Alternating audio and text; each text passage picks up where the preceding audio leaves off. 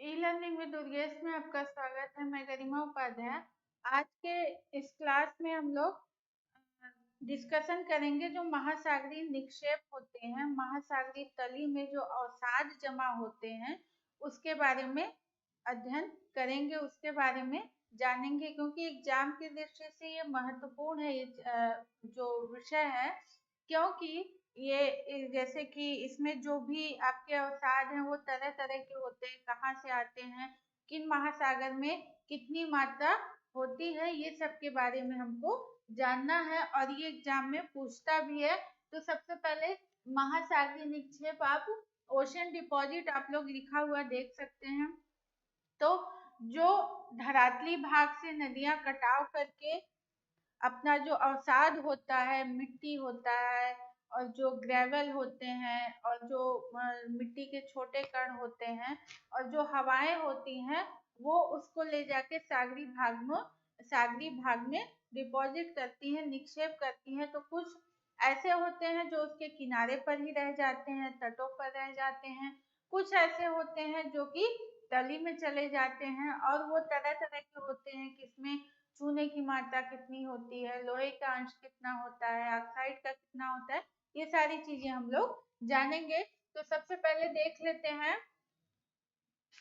कि महासागरीय तली पर अवसादों के जमाव को महासागरीय निक्षेप कहते हैं। जो अवसाद होते हैं, जैसे जीव जंतु हो गए मरे हुए, या फिर जो वनस्पतियां हो गई सड़ी गली, या फिर सागरी भागों में उनसे जो अवसाद होता है, या फिर जो प्रवाल होते हैं, जो मूंगा जिसको आप बोल सकते हैं, जो मूंगा होते हैं, वो उनके डेड हो जाने पर उनका जो कोल होता है, ऊपरी भाग होता है, वो भी सागरी जल में तली में चला जाता है। तो ये सारी चीजें मिल के जो है संयुक्त रूप से एक अवसाद बनता है। फिर उसको वो सागरी तली में चली जाती हैं, कुछ किनारे पर रहती हैं, तो उनको संयुक्त रूप से महासागरीय निक्षेप बोलते हैं। धरातली भाग के अपरदन से मैंने आपको बताया कि जो नदियां हैं वो कटाव करती हैं, तो अपने साथ मिट्टी, बालू, रेत जो भी उनको मिलता है वो लेके जाती हैं, और हवाएं भी अपना जो भी उनके साथ ले जाने की अगर उनकी उतनी क्षमता होती है तो उसको लेके जाती हैं। बालू, रेत, डस्ट जो भी होता है। उसके बाद है ज्वालामुखी उद्भेदन। ज्वालामुखी उद्भेदन जो सागर में होता है वो तो वही तली में रह जाता है। उसके बाद अगर वो महाद्वीपों पर होता है तो वो नदियों द्वारा या फिर हवा के द्वारा, पवन के द्वारा उसको सागरी भाग में ले जाया जाता है। इसके बाद है महासागरों में जीव वनस्पतियों के अवशेष, यानी जो अवशेष होते हैं बचे हुए, वो भी वहां पे चले जाते हैं। इनको संयुक्त रूप से अवसाद का नाम दिया गया है और महासागरीय निक्षेप इनको कहा गया है। और ये तो हो गए नेचुरल, लेकिन कुछ मानव निर्मित भी होते हैं, जैसे कि नदियों के किनारे या फिर महासागरों के किनारे जो औद्योगिक क्षेत्र होते हैं, और फिर उससे जो कचरा निकलता है, जो अवसाद निकलते हैं, वो भी महासागरों में जाते हैं। और या फिर बीचेज हो गए, बीच पे लोग घूमने के लिए, टहलने के लिए जाते हैं, तो तमाम तरह की जो अपशिष्ट चीजें होती हैं उसे फेंकते हैं, तो वो भी जो सागरी जो लहरें होती हैं उसको लेके जाती हैं। ठीक है, अगला चलते हैं स्थलीय या भूमिज पदार्थ। इसमें ये तो हो गया कि अवसाद जो होते हैं कौन कौन से हो सकते हैं, कैसे आते हैं, कहाँ से उनका जो सोर्स होता है वो कहाँ से आता है, कैसे वो पहुंचते हैं सागरी तली में या है तट पर, ये हो गया। इसके बाद जो है पहला जो आता है, इसमें के कई प्रकार हैं, इसमें पहला जो आता है वो है स्थलीय या भूमिज पदार्थ, टेरिजीनियस मटेरियल। ठीक है, इसमें ये कई तरह से होते हैं, आगे हम इस पे डिस्कशन करेंगे, लेकिन यहाँ पे सबसे पहले जान लें कि ये होता क्या है। धरातली भाग पर अपक्षय के कारण चट्टानें बारीक और बड़े बड़े टुकड़ों में टूटकर बिखर जाती हैं। जो धरातली क्षेत्र होता है वहां पे जैसे तापमान अधिक है और फिर अधिक होने के बाद बारिश हो जाए तो वहां पे चट्टानों में चटकन आ जाती है, तो वो फिर टूट के अलग हो जाती हैं। तो टूटने पर कुछ छोटे कण होते हैं, कुछ बड़े कण होते हैं। तो इस तरह से जो छोटे बड़े कण होते हैं वो नदियों द्वारा या हवा द्वारा वो सागरों में ले जाए जाते हैं। तो उससे आपके वो सारी चीजें निक्षेपित हो जाती हैं। कहाँ पे? महासागरों में। ये भूमिज पदार्थ होते हैं। भूमिज यानी कि भूमि से जो पदार्थ प्राप्त होते हैं महासागरों को। इसके बाद है इन पदार्थों को 3 भागों में बांटते हैं कणों के आकार के आधार पे। है तो एक ही जो ये पदार्थ हैं, ये तो अपक्षय की क्रिया द्वारा ये टूटते हैं। अपक्षय क्या होता है कि जो टूट फूट की क्रिया होती है वो टूटने फूटने पर अपने ही स्थान पर पड़े रहते हैं। उसके बाद नदी का जो जल है या फिर जो वर्षा का जल है या हवा द्वारा उसको सागरों में ले जाया जाता है। तो ये जो चट्टाने हैं तो ये तो ऊपरी भाग हो, लेकिन जब ये टूटते हैं तो कुछ छोटे होते हैं, कुछ बड़े होते हैं। तो इसको जानना जरूरी है क्योंकि इसका भी एक कैटेगरी निर्धारित की गई है, कौन से छोटे होते हैं, कौन से बड़े होते हैं। तो उनको हम लोग आज देखेंगे। चलिए, यहाँ पे आपको जो भूमिज पदार्थ है यानी जो धरातली भागों से प्राप्त होते हैं वो यहाँ पे आपको दिखाए गए हैं। ये इस तरह से सागरी भागों में जाते हैं और यहाँ पे आप लोग देख सकते हैं ये जो है ये तटीय क्षेत्रों में ज्यादा होते हैं। अगर बहुत छोटे कण है तो वो थोड़ा सा आगे चले जाते हैं गहराई में, लेकिन ज्यादातर जो बड़े कण होते हैं वो किनारे पर ही कोस्टल एरिया पर रह जाते हैं, आगे नहीं जा पाते हैं। ठीक है, यहाँ पे आप देख सकते हैं ये बताया गया है। तो ये हो गया आपका भूमिज निक्षेप। अगला, यहाँ पे जैसा कि मैंने आपको बताया कि 3 प्रकार के होते हैं। तो पहला हो गया आपका बजरी, ग्रेवल। बजरी आप लोग नाम सुने होंगे, तो चट्टान के टुकड़े होते हैं। यहाँ पे जितना भी मैं आपको बताऊंगी वो सारे चट्टान के टुकड़े हैं, लेकिन आकार के आधार पे उनका नाम अलग अलग है। ठीक है, तो बजरी जो होता है इसमें कणों का जो आकार होता है 2 से 256 मिलीमीटर होता है इसका व्यास। इतने बड़े जो कण होते हैं उनको क्या बोलते हैं? ग्रेवल बोलते हैं, यानी बजरी। निक्षेप इनका मग्न तट पर होता है। ठीक है, किनारे पर ही होता है। ये आगे ज्यादा गहराई में नहीं जा पाते हैं, किनारे पर ही होता है। ये है सैंड, यानी जो रेत होती है ये कितनी बड़ी होती है? 1 मिलीमीटर से 1/16 मिलीमीटर इसका व्यास होता है। अगर इतना बड़ा कोई कण है तो वो रेत की कैटेगरी में या फिर सैंड की कैटेगरी में आएगा। नदी और पवन द्वारा सागरों में जमा, ये बहुत ही हल्का छोटा होता है, नदियों द्वारा भी ले जाया जाता है और हवा द्वारा भी इसको सागर में, सागरी तली में जमा किया जाता है। इसके बाद क्या होता है कि जो आपके रेत होते हैं यानी जो बीचेस बनता है वो सागरी तली से जो रेत होती है उसको लहरों द्वारा किनारे पर लाया जाता है। जो रेत आती है ये जो धरातली भाग है वहीं से इसको लाया जाता है और फिर लहरों द्वारा इसको जो है किनारे पर निक्षेपित ही किया जाता है। तो इसका आकार, अगर किसी कण का व्यास 1 मिलीमीटर से 1/16 मिलीमीटर है तो वो किस कैटेगरी में आएगा? रेत की कैटेगरी में आएगा। ठीक है, आगे चलते हैं, इसको देख लेते हैं कैसा होता है ये आप इसमें देख सकते हैं। ये है ग्रेवल, 2 से 256 मिलीमीटर तक इसका व्यास होता है, जैसा कि मैंने अभी आपको बताया। इस तरह के ग्रेवल होते हैं। अब घर और वगैरह बनाने के लिए जो बालू आते हैं रेड कलर के, उसमें इस तरह के पत्थर आपको देखने को मिल जाएंगे, छोटे बड़े पत्थर। ठीक है, ये है ग्रेवल, इनको बोलते हैं बजरी। इसके बाद है ये सैंड, ये सागरी तली में पाए जाते हैं।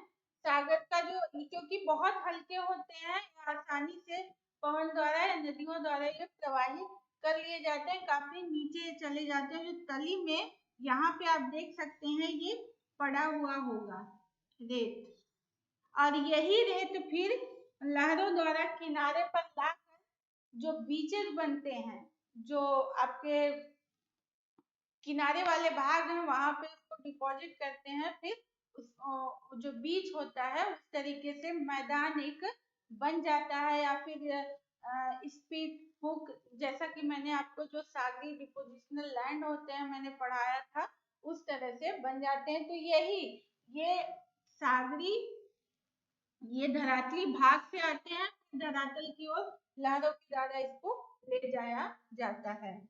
तो ये सैंड है, रेत। आगे चलते हैं। इसके बाद जो आता है सिल्ट, मृतिका और पंख।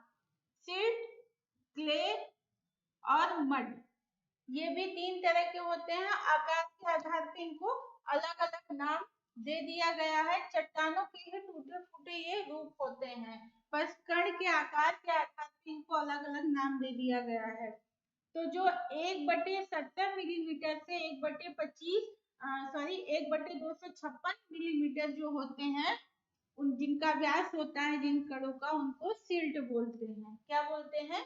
सिल्ट बोलते हैं। अगला है 1/257 मिलीमीटर से 1/8192 मिलीमीटर व्यास वाले जो कण होते हैं, उन्हें मृतिका या क्ले बोलते हैं। यानी बहुत ही बारीक, बहुत ही छोटे कण होते हैं। ठीक है, तो ये हो गया आपका सिल्ट और मृतिका यानी क्ले। इसके बाद है मड, और ये जो मड होते हैं, मड के कण मृतिका से भी छोटे होते हैं। अब इससे भी छोटा है, तो आप सोच लीजिए उसकी जो आकार होता है वो कितना होगा। ये जो मड होता है ये इससे भी, क्ले से भी ज्यादा छोटा होता है। मृतिका, पंख का निक्षेप शांत जल में होता है। कहाँ पे होता है? जो क्ले होता है, जो मड होता है, शांत जल में होता है, क्योंकि इनका साइज बहुत ही छोटा होता है, बहुत ही हल्के होते हैं। अगर सागरी जल में हलचल है तो एक स्थान से दूसरे स्थान पे चले जाएंगे। अगर शांत जल है तभी वो वहां पे निक्षेपित होंगे, वहां पे वो जमा होंगे, वहां पे वो बैठेंगे। ठीक है, और इनका जमाव 1,000 से 100 से 1,000 फैदम की गहराई में होता है। फैदम क्या होता है? एक फैदम में 6 फीट होता है, मैंने आपको बताया था। सारी गहराई जब मापते हैं तो ये फैदम में इसको माप सकते हैं। तो ये हो गया आपका जो सिल्ट है, मृतिका है, और जो पंख है यानी सिल्ट, क्ले और मड, ये साइज के आधार पे आपका इसको नाम दिया गया है। जिसमें से अगर इन तीनों में कंफ्यूजन किया जाए तो सिल्ट बड़ा होता है, उसके बाद आपका मृतिका जो पंख है, यहाँ पे आप देख सकते हैं साइज नहीं दिया है। साइज नहीं, क्योंकि मापना बहुत ही मुश्किल होता है, बहुत ही छोटी साइज उसकी होती है। चलिए आगे देखते हैं। ये है आपका सिल्ट। इस तरह से ये ऊपर तैरता रहता है। ये पूरा हिस्सा आप देख सकते हैं, ये सिल्ट का भाग है। ये इतना हल्का होता है, ये ऊपर तैरता रहता है। ठीक है, आगे चलते हैं। ये है आपका क्ले, मृतिका। अभी हम लोगों ने जाना, एक बहुत ही बारीक, बहुत ही महीन होता है और ये सागरी भागों में होता है। सागरी भागों में कहने का मतलब है ये ऐसे दिखाने के लिए आपको ये बाहर लाया गया है सागरी भागों में इस तरह से। और जब आप इसको टच करेंगे तो जैसे स्लिप करता है, इतना बारीक होता है कि ये बहुत ही स्लिप करता है, ठीक है, और अपने बारीकपन की वजह से। तो ये हो गया क्ले। अगला है नीली पंख। जैसा कि पंख जो होती है यानी जो मड होती है वो तीन तरह की होती है। सबसे बारीक यानी कि सभी में जो सबसे छोटा होता है वो होता है पंख। और ये तीन तरह की होती हैं, ब्लू, ग्रीन और रेड। और उसमें क्या क्या चीजें पाई जाती हैं अब चलिए इसको देख लेते हैं। नीली पंख, सबसे पहले ब्लू मड होता है। इसमें लोहे के सल्फाइड तथा जैविक तत्वों से युक्त चट्टानों के विघटन से प्राप्त पदार्थों से निर्माण इनका होता है। यानी कि जो जैविक पदार्थ है उसमें जो लोहे के सल्फाइड होते हैं, जब वो चट्टान अलग होते हैं तो इससे इसका निर्माण होता है। किसका होता है? नीली पंख का, ब्लू मड का निर्माण होता है। जलमग्न तट पर गहरे भागों में पाए जाते हैं। और जो जलमग्न यानी जल में डूबा हुआ जो तट होता है वहां पे ये किनारे वाले भाग में नहीं, गहरे भाग में ये पाए जाते हैं। चूने का अंश कितना होता है? 35% होता है। अटलांटिक महासागर में रूम सागर मैंने आपको बताया था, मेडिटेरियन सी यानी कि भूमध्य सागरीय क्षेत्र, ये कहने का इसका मतलब है भूमध्य सागरीय क्षेत्र। और बंद सागरों में नीली पंख। बंद सागर का मतलब कि चारों तरफ से वो स्थल से घिरा हुआ हो, बस एक छोटा सा सकरा रास्ता बाहर की तरफ द्वार की तरफ वो खुला हुआ हो। तो इस तरह से आप मेडिटेरियन सी को ले सकते हैं, भूमध्य सागर को ले सकते हैं। यहाँ पे अधिक निक्षेप होता है, साथ ही साथ आर्कटिक सागर में भी आपको ब्लू मड देखने को मिल जाएगा। और फिर लाल पंख, रेड मड, ठीक है, ये क्या होता है? लोहे के ऑक्साइड से, अगर रंग इसका लाल है तो लौह ऑक्साइड से होता है। इस तरह की जब चट्टानें जो टूटती हैं तो इससे जो है लाल पंख का यानी रेड मड का निर्माण होता है। और जो रेड मड होता है उसमें कैल्शियम कार्बोनेट की मात्रा जो 32% होती है, 32%। इसके बाद है पीला सागर। पीला सागर चीन के उत्तरी और पूर्वी हिस्से में, चीन का जो उत्तरी और पूर्वी हिस्सा है वहां पे आपको पीला सागर देखने को मिल जाएगा। और आप जो कोरिया है, उत्तरी कोरिया है, वहां के पास में ये सागर आपको देखने को मिल जाएगा। तो आप अगर एटलस लिए हो तो उसमें देख सकते हैं पीला सागर का लोकेशन। तो ब्राजील तट के पास अटलांटिक महासागर की तली में, ठीक है, यहाँ पर आपके रेड मड जो होते हैं, लाल पंख जो होते हैं, वो बहुत ही ज्यादा मात्रा में पाए जाते हैं। इसके बाद है ग्रीन मड, हरी पंख। ये है रासायनिक क्रिया से होती है, जो नीली पंख होती है। ब्लू मड जो होता है उसके रासायनिक क्रिया की वजह से जो परिवर्तन होता है तो उससे जो रंग बनता है वो हरी पंख, मतलब हरा कलर होता है, तो उसको ग्रीन पंख बोलते हैं। इसको देखते हैं। नीली पंख के सागरी रासायनिक अपक्षय से रंग परिवर्तन के कारण हरी पंख का निर्माण होता है, ठीक है। जो ब्लू मड होता है उसी का जब परिवर्तन होता है, उसका बदलता है तो ग्रीन मड में चेंज हो जाता है, ठीक है।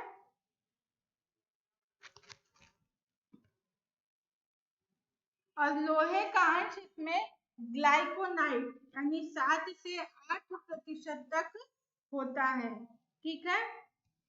ग्लाइकोनाइट यानी लोहे का अंश होता है जिसकी वजह से ये ग्रीन होता है, हरा होता है। याद रखिएगा ग्लाइकोनाइट जो है इसी की वजह से ये इसका कलर हरा होता है, ये हरा दिखता है। कितना होता है ये ग्लाइकोनाइट? 7 से 8%। पोटास की मात्रा 7% होती है और चूने की मात्रा यहाँ पे ये 50 हो जाएगा, 50% होगा। चूने की मात्रा कितनी होती है? 50%। उन सागरी भागों में जमाव होता है नदियों का जल जहाँ नहीं पहुंच पाता है। ठीक है, जहाँ पे नदियों का जल नहीं पहुंच पाता है वहां पे ये जो मड होता है, ग्रीन मड होता है, वहां पे इसका जमाव होता है। और जो उत्तरी अमेरिका महाद्वीप है उसके दोनों तटों पर यानी पूर्वी तट और पश्चिमी तट पर ये पाया जाता है। ये चीजें मैंने आपको बता दी।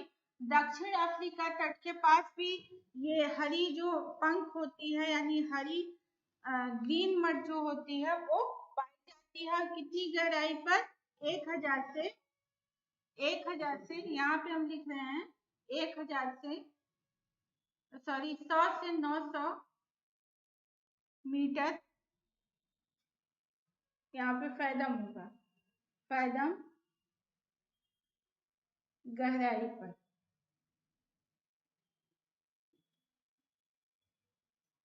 100 से 900 फैदम गहराई पर ये ग्रीन मड पाई जाती है। कहाँ पे? दक्षिण अफ्रीका तट के पास में मिलती है ये।